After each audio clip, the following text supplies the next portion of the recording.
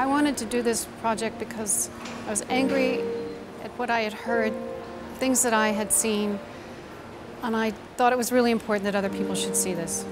The first women that I met when I started this project repeated the same things that I had been reading about for years, 8, 9 years later, and they were saying the same things. I met 3 women who've been called a dog. I met a woman who'd been told that she could be killed and no one would know. I met women who had suffered such staggering abuse. I met a woman who came home in a wheelchair. She had to wheel herself to walk because they were too poor to afford medical treatment.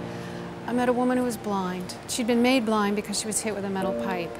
We met another young woman who was perhaps sold or given away to a police official who should have known better.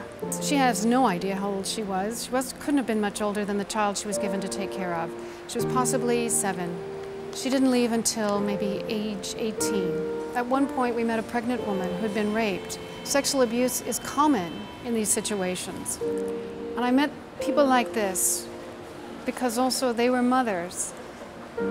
They went out to be migrants and to work in another country so they could better educate their children, so they could feed their children. This woman had been abandoned by her husband. She was having a tough time and she was struggling to educate them, and that's all she wanted was to educate her 3 daughters. And while she was abroad, the family tried to force her into a family-run brothel. And she fought back, and they fought her, and they beat her, and they beat her. Worse, this woman's been abandoned by her family.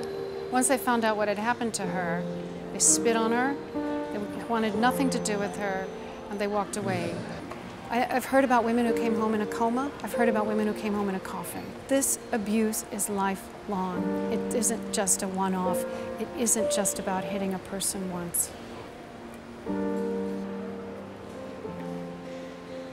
The first step, I think, for change is that these domestic work has to be recognized as work. They need to be treated like human beings. And right now, they're not being treated like human beings. They're being treated like property. They're being treated like barnyard animals, or worse. I think Convention 189 is the beginning of huge change that has to come. Governments need to say to their societies that this kind of behavior and what is going on in the privacy of homes is unacceptable. They need to send a signal. How are they going to do that? It begins by ratifying the convention, and from that flows changes in laws, changes in procedures, and maybe somewhere down the road, changes in attitudes and the way society behaves toward other human beings.